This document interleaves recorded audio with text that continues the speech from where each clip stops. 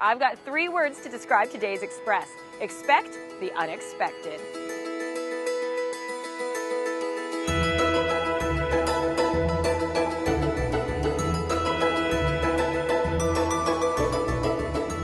On today's show, the one and only Panteragap.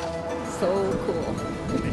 Lower down, chaturanga. Yoga on a paddleboard. Downward facing dog, just like that. Rachel Caffrey's Wicked Purses. Skull monster, vintage retro inspired. We just came up with the idea to bring sexy back. The sexy side of stud briefs. It definitely has a wow factor that both guys and girls love. See that and more local expression. Welcome to the Express. I'm Johanna Ward at Portal Park in downtown Vancouver. Yoga mats that move, underwear that increases fertility, and a bike with 8 legs. Today's show is all about things that make you go, or here in 2011, things that make you tweet WTF. Up first, meet the Panteragap. If Frankenstein rode a bicycle, it would probably look like this. They want to know what it's called. They want to know where we got it. Most people don't believe that we made it. It's called Panteragap, a 2-person metal walking machine powered by pedals. To most bystanders, it's an engineering marvel. To designer Paul Locke, it's art. The original leg mechanism comes from an artist in Holland. His name is Theo Janssen. He's famous for making the sculptures called Strand Beast. They're made of plastic tubing and they're driven by wind power, and he puts them on the beaches in Holland. As soon as I saw his work, I immediately thought that there was a possibility to make a bicycle. A couple of years later, a small prototype and 3 remakes, we managed to reverse engineer it and get it to work.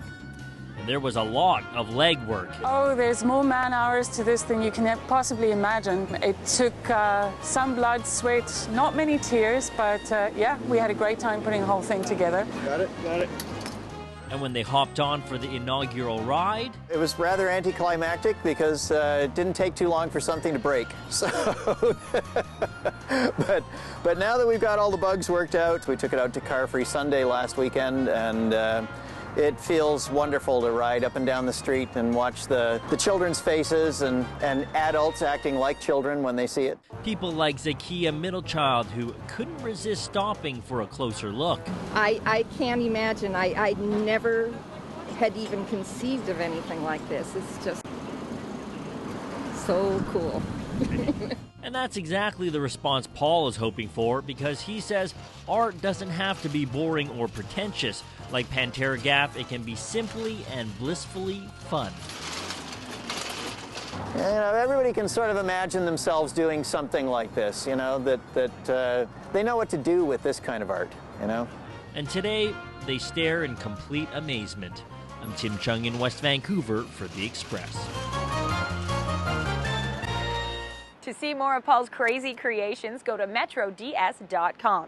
And then tell me if this sounds crazy, trying to do a downward dog on the water. That's right, kids. One of the fastest growing water sports in the world, stand-up paddleboarding, meets the yoga capital of Canada with our next feature. I started doing it on my board, and I thought, why not share this with others? Knowing that Vancouver is the yoga capital of Canada, it just seemed like the perfect fit. First question's always, really? On the water? But it is actually quite fun and a great exercise. Lower down, chaturanga. Yeah. Downward facing dog, just like that. Yeah. You walk out the dog, bend the knees left and right, and then you start to feel how the board moves when you move. We start with our basic sun salutation right through your warrior series. Gets a little more challenging. Then we get into arm balances, headstands, a little bit of everything. And then take your right foot all the way to the front and lower your back knee. The trick is, like, my body's twisted on purpose, my board twisting not on purpose. One-legged balancing is the most difficult.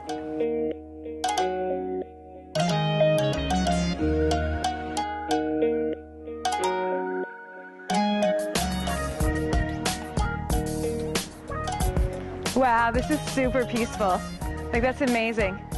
The board becomes your moving mat, so you have something acting upon you as opposed to just being in a closed room studio. You've got all of the weather conditions and the sun, the warmth, the wind in your face. It just all adds together to the natural elements of yoga. And when in doubt, if you think that the sup yoga is too much for you, you can always just go into like your Om pose.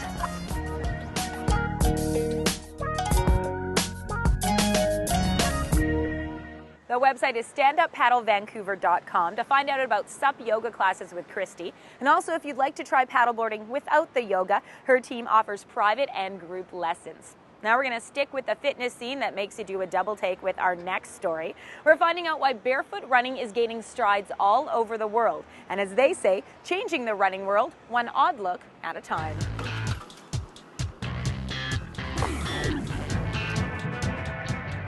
As strange as it may look, barefoot running is starting to make mainstream strides. There is a sense of feeling of being connected to the ground. You have all these sensations in your feet that you normally wouldn't get when you were wearing running shoes. And it is quite uplifting when you tread on different terrains and you actually feel the terrain as it should be. Kate is part of the Barefoot Runner Society. She started barefoot running after a common conventional running injury. I was running in conventional shoes, and after a very short period of time I actually developed stress fractures in my heel and was told pretty much don't run. But she did, and she found with an adjustment in her stride, barefoot running was better for her. We tend to have a higher turnover in our feet. We actually will land directly underneath our bodies instead of landing with our feet in front of us.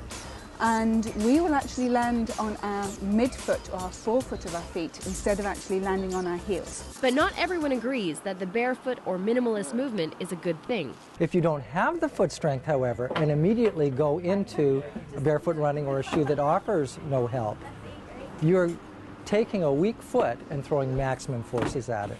That's a potential recipe for disaster. A lot of the injuries that people have are because they just go out and do it and think it's great and don't actually learn the mechanics behind it. So we're trying to educate them.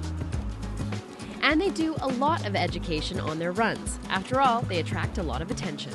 In fact, there's one guy doing it in the Vancouver Marathon this year. It's interesting. Do you think you would ever do it? Maybe. Yeah? I didn't really know what they were doing because I saw a cameraman and them running barefoot. Their reactions are nothing new to Neil. He's run marathons partly barefoot. Everything from, oh my God, how can you ever do that? To, oh, I love them, where can I get them? And are you insane? I hope they're okay. I mean, I really hope they're okay. They've done their homework, they've done the preparation to pull it off, and that they don't hit a piece of glass. I'm Erin Shaw in Vancouver for The Express. May 1st is International Barefoot Running Day, so you have lots of time to get your feet in shape. And if you go to barefootrunners.org, you can find out about meetups all over North America and competitions. You're watching The Express, and we have more reasons to keep it au naturel up next. After the break, stud briefs. The mesh allowing for airflow, air circulation. Paintertainment. They usually have candy on a table somewhere in an event. This way we can actually dress somebody up to look spectacular. You're watching local TV on The Express.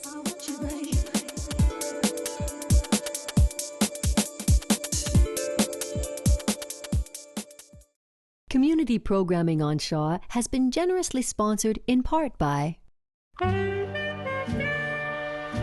The Express is brought to you in part by Plum, fashion supplier to host Johanna Ward.